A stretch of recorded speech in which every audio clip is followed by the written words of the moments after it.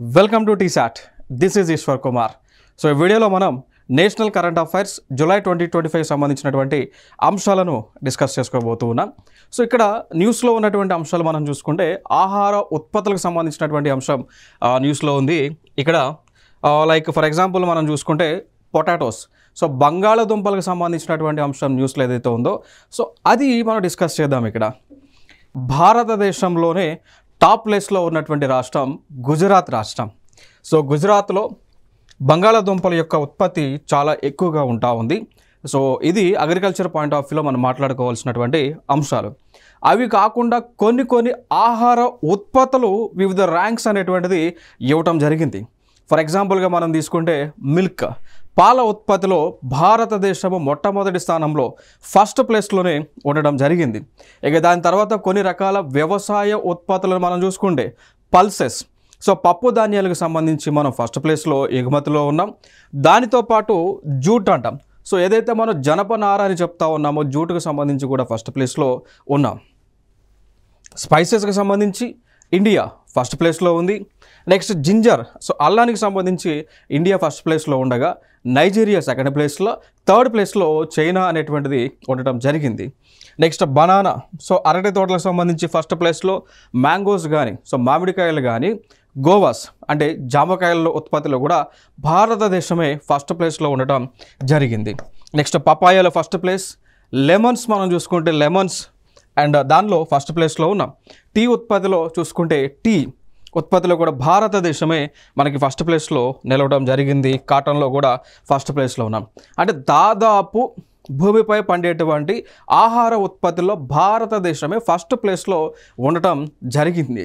So గతంలో మనం ఆహారాన్ని దిగుమతి చేసుకునేటువంటి స్థాయి నుంచి ఈ రోజున ప్రపంచ దేశాలకు మనం ఆహారాన్ని అందించేటువంటి ప్లేస్లోకి వెళ్ళటం జరిగింది. అది పాల ఉత్పత్తి అయినా కానీ, రైస్ కానీ, లేదు అంటే పల్సెస్ కానీ, జూట్ కానీ, లెమన్స్ కానీ, లైమ్ కానీ వాటిలో మనం ఫస్ట్ ప్లేస్లో ఉన్నాం. ఇప్పుడు ఇక మీదట రాష్ట్రపరంగా చూసుకుంటే గుజరాత్ బంగాళాదుంప ఉత్పత్తిలో ఫస్ట్ ప్లేస్లో ఉంది. దీనికి గల కారణాలు మనం చూసుకుంటే ఇక్కడ భారత ప్రభుత్వం వ్యవసాయ శాఖ అనేక రకాలైనటువంటి రెవల్యూషన్స్ని తీసుకురావడం జరిగింది. దాన్ని విప్లవాలు అంటాం. లైక్ ఫర్ ఎగ్జాంపుల్ మిల్క్కి సంబంధించి పాల ఉత్పత్తి ఈ విధంగా అంటే ప్రపంచంలోనే మనం మొట్టమొదటి స్థానంలో ఉండటానికి పాల ఉత్పత్తికి కారణం ఏంటి అంటే ఆపరేషన్ ఫ్లడ్ అనేటువంటి ఒక కాన్సెప్ట్. ఆపరేషన్ ఫ్లడ్ అని పిలుస్తూ ఉంటాం. సో ఆపరేషన్ ఫ్లడ్ అనేటువంటిది కాకుండా దానితో పాటు మనం చూసుకున్నట్లయితే దీన్నే వైట్ రెవల్యూషన్గా మనం పిలుస్తూ ఉంటాం.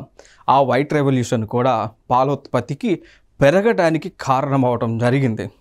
దానితో పాటు ఈ వైట్ రెవల్యూషన్ అనేటువంటిది స్థాపించడానికి తీసుకురావడానికి ముఖ్యమైనటువంటి కారణము అమూల్ అనేటువంటి ఒక కోఆపరేటివ్ ఎంటిటీ అండి.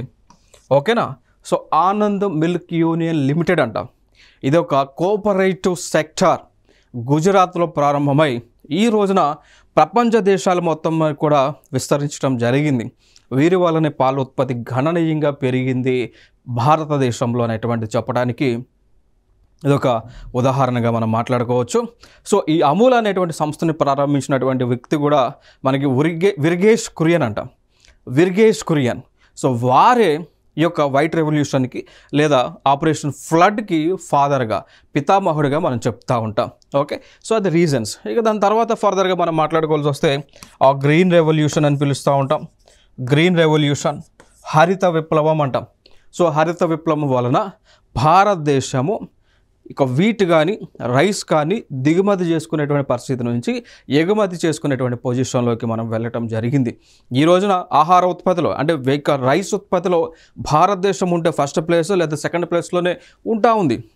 ఫర్ ఎగ్జాంపుల్ ఫస్ట్ ప్లేస్లో చైనా ఉంటే సెకండ్ ప్లేస్లో ఇండియా ఉంటుంది, ఇండియా ఫస్ట్ ప్లేస్లో ఉంటే చైనా సెకండ్ ప్లేస్లో ఉంటా ఉంది. అంటే 1 or 2 ప్లేసెస్లోనే ఆహార ఉత్పత్తిలో మనం ఉండటం జరిగింది. దానికి గల కారణం గ్రీన్ రెవల్యూషన్. ఇంకా ఫర్దర్గా మనం చెప్పుకోవాల్సి వస్తే లైక్ పింక్ రెవల్యూషన్ ఆనియన్కి సంబంధించింది, లేదా పిగ్స్కి సంబంధించింది, పందుల పెంపకానికి సంబంధించింది పింక్ రెవల్యూషన్. ఇక దాని తర్వాత బ్లాక్ రెవల్యూషన్ బొగ్గు కోల్కి సంబంధించింది. రౌండ్ రెవల్యూషన్ పొటాటోల ఉత్పత్తికి సంబంధించింది. రౌండ్ రెవల్యూషన్ పొటాటో, సో బంగాళదుంపల యొక్క ఉత్పత్తికి సంబంధించింది. ఇంకా దాని తర్వాత ఎల్లో రెవల్యూషన్ గురించి మాట్లాడితే అది నూనె గింజలు, సన్ఫ్లవర్ ఆయిల్ సీడ్స్కి సంబంధించిన విప్లవంగా మనం మాట్లాడుకోవచ్చు అండి. దాని తర్వాత గ్రే రెవల్యూషన్ అంటాం. గ్రే రెవల్యూషన్ ఫర్టిలైజర్స్కి సంబంధించినది, ఎరువులకు సంబంధించినది. దాని తర్వాత గోల్డెన్ ఫైబర్ రెవల్యూషన్, జూట్ జనపనారకు సంబంధించింది. ఓకే, దాని తర్వాత గోల్డెన్ రెవల్యూషన్ చెప్పాలంటే నథింగ్ బట్ హార్టికల్చర్, పండ్లకు సంబంధించినటువంటి విప్లవం. ఇవన్నీ కూడా భారతదేశంలో లాంచ్ చేసినటువంటి వివిధ విప్లవాలుగా మనకు గుర్తుపెట్టుకోవాలి. చాలా ఇంపార్టెంట్ అయినటువంటివి. కారణం ఏంటి అంటే మ్యాచ్ ది ఫాలోయింగ్లో ఈ కాంపిటేటివ్ ఎగ్జామ్స్లో అడుగుతూ ఉన్నారు కాబట్టి వెరీ ఇంపార్టెంట్. ఇంకొక ఆస్పెక్ట్ మనం చూద్దాం ఇక్కడ. లైక్ ఇండియాలోనే మొట్టమొదటి డిజిటల్ నోమాడ్ విలేజ్ ఎక్కడ ఉంది అంటే సిక్కిం రాష్ట్రంలో ఉంది. ఆ సిక్కిం రాష్ట్రంలో ఎక్కడ ఉంది అంటే పాక్యోంగ్ జిల్లాలో ఉంది. పాక్యోంగ్ జిల్లాలో ఎక్కడ అంటే యాక్తీన్ అనేటువంటి ఒక గ్రామం అన్నమాట. అర్థమైంది కదా. సో సింపుల్ క్వశ్చన్స్ నేను చెప్పేస్తూ ఉంటాను. భారతదేశంలోనే మొట్టమొదటి నోమాడ్ డిజిటల్ జిల్లా అంటే డిజిటల్ పరంగా డిజిటల్ లిటరసీ రేటుని సాధించినటువంటి గ్రామీణ ప్రాంతం ఏది మొట్టమొదటిది అన్నప్పుడు యాక్తీన్ అనేటువంటి గ్రామీణ ప్రాంతం. అది పాక్యోంగ్ జిల్లాలో ఉంది. గది ఎక్కడ ఉంది? సిక్కిం రాష్ట్రంలో ఉంది. అర్థమైందా? సో ఇండియా మొత్తంగా చూసుకున్న ఫస్ట్ ప్లేస్ అదే. ఈశాన్య రాష్ట్రాల్లో చూసుకున్న ఫస్ట్ ప్లేస్ ఈ గ్రామమే. ఇక్కడ ఏం చేశారో తెలుసా? సో ఈ గ్రామీణ ప్రాంతం హిల్ స్టేషన్ అనమాట. ఇక్కడ నాకు కావాల్సిన సో వర్క్ ఫ్రమ్ హోమ్ చేసుకోవడానికి లేదా ఇక్కడ డిజిటల్ వర్క్స్, ఆన్లైన్ వర్క్స్ ఇవన్నీ కూడా చేసుకోవడానికి, ఆఫీస్ వర్క్స్ చేసుకోవడానికి కావాల్సిన ఇన్ఫ్రాస్ట్రక్చర్ని అంతా కూడా అందించడం జరిగింది. అది ఆ ఇన్ఫ్రాస్ట్రక్చర్ అనేటువంటిది ఇంటర్నెట్ కావచ్చు, వైఫై కావచ్చు, గా ఫెసిలిటీస్ అన్నీ కూడా అందించడం జరిగింది. సో అట్లా ఇది న్యూస్లో ఉంది. ఎందుకంటే ఇండియాస్ ఫస్ట్ అన్నప్పుడు న్యూస్లో వస్తూ ఉంటాయి. ఇంకా ఫర్దర్గా మనం మాట్లాడాల్సి వస్తే గతంలో మనం చూస్తున్నాం first digital literacy state in India Kerala. మొట్టమొదటి రాష్ట్రంగా కేరళ నిలిచింది. ఓకేనా. సో డిజిటల్ అక్షరాస్యతను సాధించినటువంటి మొట్టమొదటి రాష్ట్రం కేరళ. ఫినాన్షియల్ లిటరసీని సాధించినటువంటి మొట్టమొదటి రాష్ట్రం కేరళ అనమాట. మొట్టమొదటి వాటర్ మెట్రోని ప్రారంభించినటువంటి రాష్ట్రం కేరళ. లిటరసీ ఓకే అక్షరాస్యత పరంగా టాప్ ప్లేస్లో ఉన్నటువంటి రాష్ట్రం కేరళ. ఓకేనా. సో అట్లా చాలా చెప్పుకోవచ్చు కేరళ గురించి చెప్పుకోవాలంటే. సో ఇవన్నీ కూడా ఫస్ట్ ప్లేస్లో ఉన్నటువంటి రాష్ట్రం. ఇంకా మరి తెలంగాణ గురించి మాట్లాడాల్సి వస్తే తెలంగాణ ఫస్ట్ ప్లేస్లో దేని లేదంటే ఉంది అండి. ఫార్మసీ రంగంలో ఫస్ట్ ప్లేస్లో ఉన్నాం. రైస్ ప్రొడక్షన్లో అండి ఇటీవల మనం చూడొచ్చు సర్వే కనుక మీరు చూస్తే సోషల్ ఎకనామిక్ సర్వే చూస్తే దాని ప్రకారము రైస్ ఉత్పత్తిలో, ఆహార ధాన్యం ఉత్పత్తిలో తెలంగాణ రాష్ట్రం ఫస్ట్ ప్లేస్లోకి రావడం జరిగింది. ఆనాడు మనం చూసుకుంటే తినడానికి తిండి లేనటువంటి పరిస్థితి ఉన్నటువంటి సిచ్యువేషన్లో ఈరోజు తినడానికి తిండి లేనటువంటి రాష్ట్రాలకు ఉచితంగా అందించినటువంటి పొజిషన్లోకి తెలంగాణ రాష్ట్రం రావడం జరిగింది వ్యవసాయ ఉత్పత్తులలో. ఇది ఒక పెద్ద మనం ఇంపార్టెంట్ ఇన్ఫర్మేషన్గా మనం మాట్లాడుకోవచ్చు. ఓకే, ఇంకా ఫర్దర్గా కొన్ని అంశాలు ఉన్నాయి, అవి కూడా డిస్కస్ చేద్దాం. Clear, right. సో చూద్దాం. ఒక అంతర్జాతీయ సంస్థ ఉంది అండి, దానినే మనం పిలుస్తాము యునెస్కో అని పిలుస్తాం. యునెస్కో అంటాం. యునెస్కో అంటే యునైటెడ్ నేషన్ ఐక్యరాజ్య సమితికి చెందినది. United Nation Educational Scientific Cultural Organization అంటాం. ఓకేనా. సో ఫ్రాన్స్ దేశంలో ప్యారిస్ నగరంలో ఉంటుంది. ఇప్పుడు ఏదైతే నేను చెప్తా ఉన్నానో ఇదేం చేస్తుంది అంటే, ఈ సంస్థ ఏం చేస్తుంది అంటే, ఒక అంతర్జాతీయ సంస్థ ఏం చేస్తుంది అంటే, ప్రపంచంలో ఉన్నటువంటి ఏవైతే వింతలు విశేషాలు కట్టడాలు ఉంటాయో వాటిని గుర్తించి దానికి ఒక ట్యాగ్ ఇస్తుంది. ఆ ట్యాగ్నే మనం అంటాము వరల్డ్ హెరిటేజ్ సైట్స్ అని పిలుస్తూ ఉంటాం. అర్థమైందా? సో యునెస్కో వారు వరల్డ్ హెరిటేజ్ సైట్స్ అనేటువంటి ట్యాగ్లను ఇస్తూ ఉన్నారు. మరి అట్లా భారతదేశంలో దేనికైనా ఇచ్చారా అంటే ఇచ్చారండి. దేనికి ఇచ్చారు? ఒక 44 ప్లేసెస్కి ఇచ్చారు. ఆ 44 ప్లేసెస్లో అవి 3 టైప్స్ ఉన్నాయి. ఒకటి కల్చరల్ సైట్స్ అంటాం, టోటల్గా 36 ఉన్నాయి.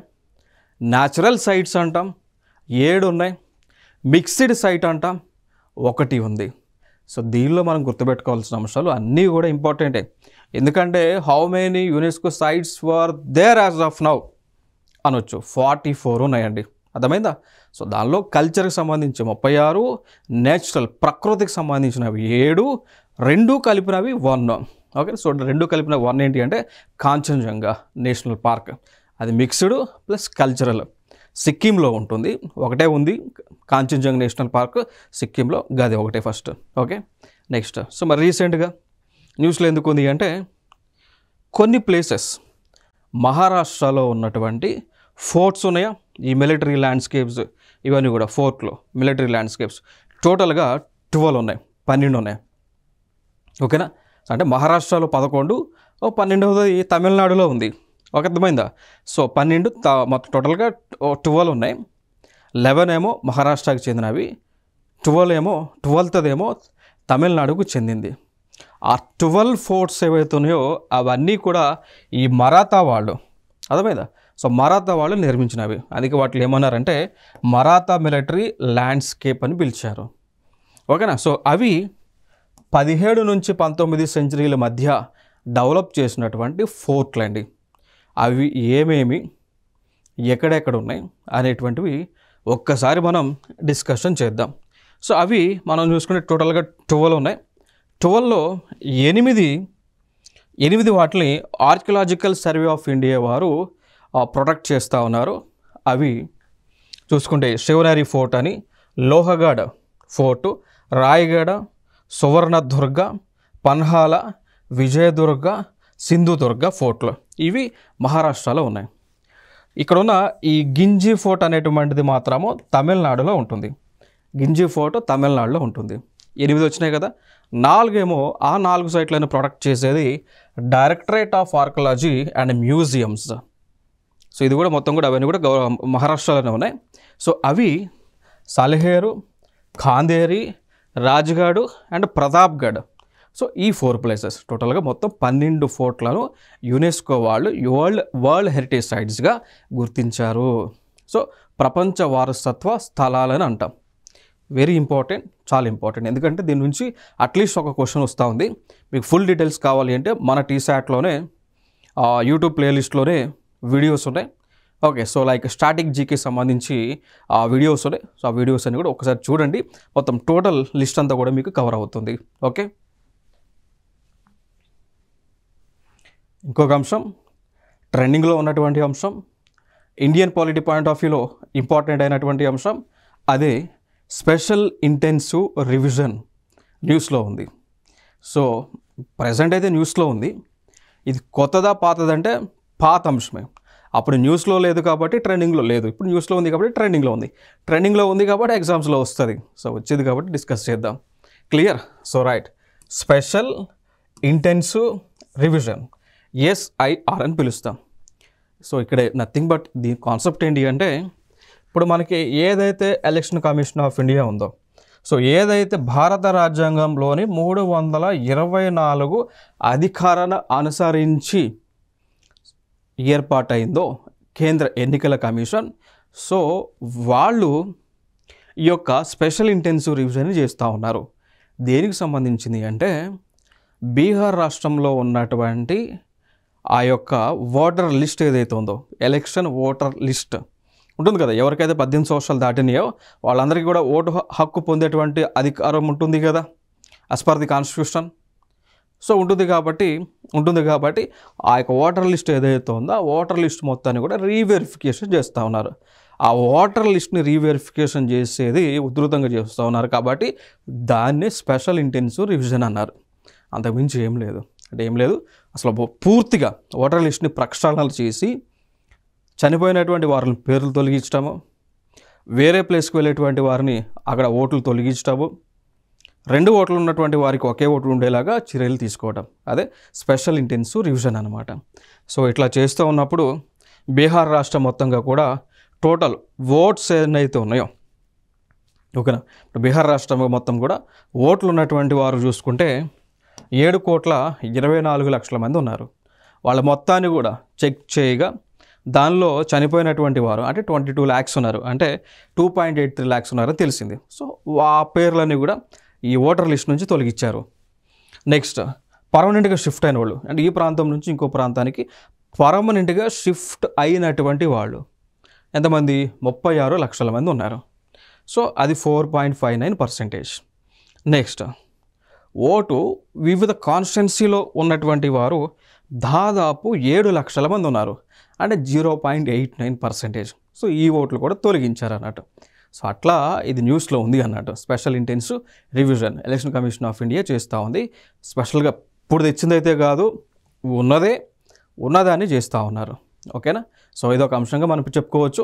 ఇంకో ప్రాసెస్ చేస్తూ ఉంది ఎలక్షన్ కమిషన్ ఆఫ్ ఇండియా. జనరల్గా ఏం చేస్తూ ఉంటారంటే ఉన్న ఓటర్ లిస్ట్కి సప్లిమెంట్ ఓటర్ లిస్ట్ ఇస్తుంటారు. అంటే ఆల్రెడీ ఓటర్ లిస్ట్ ఏదైతే ఉందో దానికి కొత్త వాళ్ళు యాడ్ అయితే కొత్త వాళ్ళే అక్కడ యాడ్ చేసి ఈ పాత లిస్ట్కి జాయిన్ చేస్తారు అన్నట్టు. అది చేస్తుండే జనరల్గా. ఇప్పుడు మాత్రం మొత్తం ఇదంతా చేస్తూ ఉన్నారు. సో భారతదేశం అంతా కూడా చేసేటువంటి ఆలోచనలో ఈ ఎలక్షన్ కమిషన్ ఆఫ్ ఇండియా ఉంది అన్నట్టు వాళ్ళు ఇన్ఫర్మేషన్ని ఇస్తూ ఉన్నారు. క్లియర్ కదా? సో ఇది అండి. దీనిలో మనకి చూసాం కదా, ఇవన్నీ కూడా రివిజన్స్ అన్నట్టు. ఇంటెన్సివ్ రివిజన్ అని, summary revision, partly intensive and summary and special revision అని. ఓకే, ఇప్పుడు బీహార్లో చేస్తున్నది స్పెషల్ ఇంటెన్సివ్ రివిజన్ అని చేస్తూ ఉన్నారు. కాకపోతే ఈ స్పెషల్ ఇంటెన్సివ్ రివిజన్ అనేటువంటిది ఇండియన్ కాన్స్టిట్యూషన్లో ఉందా అంటే లేదు, ఇన్ జనరల్గా లేదు.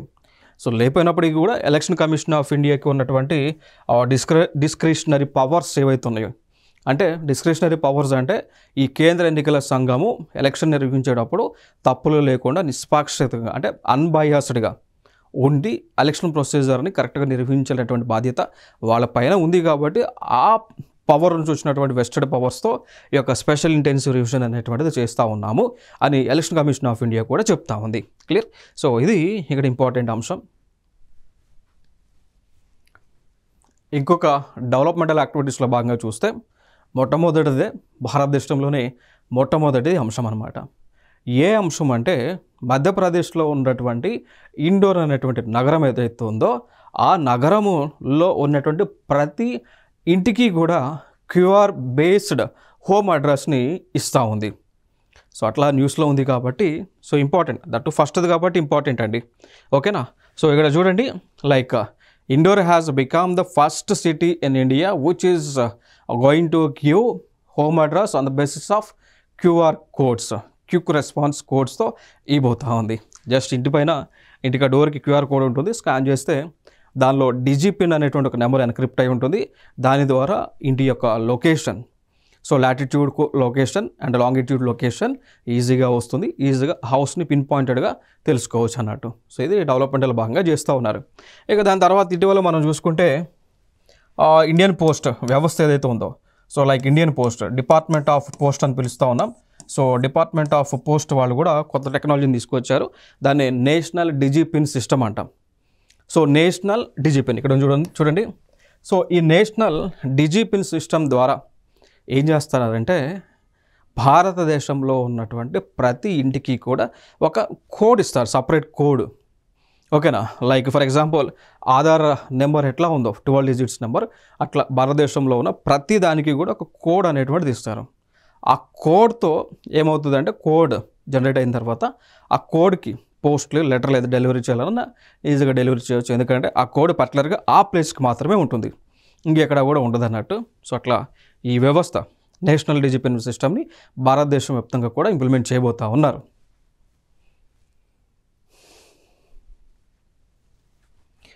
ఇంకొక అంశం రైల్వే వ్యవస్థ. ఇండియన్ రైల్వేస్ ఒక వినూత్నమైనటువంటి టెక్నాలజీని, యాప్ని అందిపుచ్చుకోవడం జరిగింది. సో ఆ యాపే రైల్1 అనేటువంటి యాప్. సో రైల్1 అనేటువంటి యాప్ ద్వారా ఇక మీదట భారతదేశంలో ఉన్నటువంటి ప్రజలు రైల్వేకి సంబంధించినటువంటి ఐఆర్సిటిసికి సంబంధించినటువంటి ట్రైన్ టికెట్లను బుక్ చేసుకోవచ్చు. దాంతోపాటు లైవ్ ట్రైన్ ట్రాకింగ్ చేయవచ్చు. అంటే మీరు ట్రైన్ ఏ ప్రదేశంలో ఉంది, ఏ రైల్వే స్టేషన్కి దగ్గరలో ఉంది, మీరున్నటువంటి స్టేషన్కి రావడానికి ఎంత దూరం పడుతుంది అనేటువంటివి తెలుసుకోవడం జరుగుతుంది అండి. సో ఈ యాప్లో రైల్1 అనేటువంటి యాప్లో ఉంటాయి. ఇక దాని తర్వాత ఫుడ్ డెలివరీ చేసుకోవాలన్న, అంటే మీరు ట్రైన్లో ఉన్నప్పుడు బయట నుంచి ఫుడ్ జొమాటో స్విగ్గీ ద్వారా ఫుడ్ తెప్పించుకోవాలంటే తెప్పించుకోవచ్చు. దాన్ని ఆన్ బోర్డ్ ఫుడ్ ఆర్డర్ అంట. సో అది కూడా రైల్వే యాప్లో ఉంది. దాంతోపాటు పిఎన్ఆర్, సో ప్యాసింజర్స్ ఇన్ఫర్మేషన్ తెలుసుకోవచ్చు. పిఎన్ఆర్ నెంబర్ స్టేటస్, అంటే ట్రైన్ కన్ఫర్మ్ అయిందా లేదా, ఆర్ఏసీ వచ్చిందో, బర్త్ వచ్చిందో, ఏదో వచ్చిందో తెలుసుకోవచ్చు. దాంతోపాటు రీఫండ్స్ ఏంటి తెలుసుకోవచ్చు. దాంతోపాటు మీ ట్రైన్ జర్నీ చేసినప్పుడు ఎటువంటి మీకు గ్రీవెన్స్లు ఉన్నా, కంప్లైంట్స్ ఉన్నా, సమస్యలు ఉన్నా, ప్రాబ్లమ్స్ ఉన్నా అవి కూడా ఈ రైల్వే యాప్లో మనం ఫైల్ చేయవచ్చు అనమాట. సో అది న్యూ టెక్నాలజీగా మనం మాట్లాడుకోవచ్చు. ఈ పాయింట్ ఆఫ్ వ్యూలోనే ట్రైన్స్ గురించి, ఇండియన్ రైల్వేస్ గురించి మనం మాట్లాడుకోవాల్సి వస్తే ఒక వ్యవస్థ గురించి మనం మాట్లాడుకోవచ్చు. దాన్ని కవచ్ అని అంటాం. We call it as Kavach. So Kavach అనేటువంటి వ్యవస్థ యాంటీ ట్రైన్ కొలిజన్ సిస్టమ్ అనమాట. ఓకేనా. So anti train collision system అంటే ట్రైన్స్ ఒకే సమయంలో ఎదురెదురుగా పట్టాలపైన వచ్చినా, లేదా ఒక ట్రైన్ వెనకాల ఇంకో ట్రైన్ అతి దగ్గరలో వచ్చినా వెంటనే ట్రైన్స్ యొక్క ఇంజిన్స్ ఆగిపోతాయి, స్విచ్ ఆఫ్ అవుతాయి. వెంటనే సిగ్నల్స్ నియర్ బై స్టేషన్స్కు అందుతాయి అనమాట.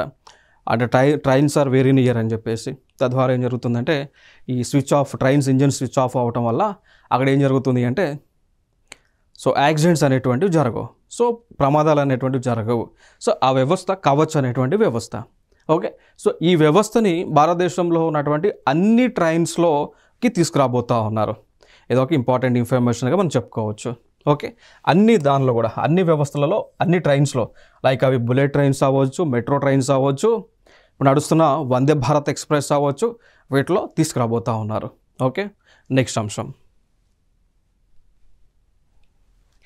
ఇక్కడ ఒక సంస్థ ఉంది. సంస్థ అంటే ఒక ఇంటర్నేషనల్ అవార్డ్ అది. సో అవార్డ్ పేరు ప్రిక్స్ వెర్సైలెస్ అంట. సో ప్రిక్స్ వెర్సైలెస్ ఇది ఒక అవార్డు. సో ఇంటర్నేషనల్ వైడ్గా ప్రతి సంవత్సరం కూడా ఆర్కిటెక్చర్ రంగంలో ఎవరైతే అగ్రగామిగా ఉన్నారో, అంటే నిర్మాణ రంగంలో ఎవరైతే అగ్రగామిగా ఉంటున్నారో వారికి ఇచ్చేటువంటి అవార్డే ప్రిక్స్ వెర్సైలెస్ అనేటువంటి అవార్డు. సో అట్లా 2025 సంవత్సరానికి సంబంధించి చైనా దేశంలో ఉన్నటువంటి ఒక ఎయిర్పోర్ట్, ఆ ఎయిర్పోర్ట్ పేరు యంతై పెంగ్లాయ్ ఇంటర్నేషనల్ ఎయిర్పోర్ట్. సో దానికి ఈ అవార్డు ఇచ్చారు. కేటగిరీ వచ్చేసి world's most beautiful airport in 2025 category కింద అవార్డు ఇచ్చారు. సింపుల్గా చెప్పాలి అంటే చైనా దేశంలో ఉన్నటువంటి యంతై పెంగ్లాయ్ ఇంటర్నేషనల్ ఎయిర్పోర్ట్ టెర్మినల్కు ప్రిక్స్ వెర్సైలెస్ అనేటువంటి ఒక ఆర్కిటెక్చరల్ అవార్డు వచ్చింది. ఇది ఒక వెరీ ఇంపార్టెంట్. మరి ఎయిర్పోర్ట్స్ ఇండియాలో ఎయిర్పోర్ట్స్కి ఏమైనా వచ్చినాయంటే వచ్చినాయండి. ఇప్పుడు ఇండియాలో మనకి హైదరాబాద్లో రాజీవ్ గాంధీ ఇంటర్నేషనల్ ఎయిర్పోర్ట్ అని ఉంటుంది.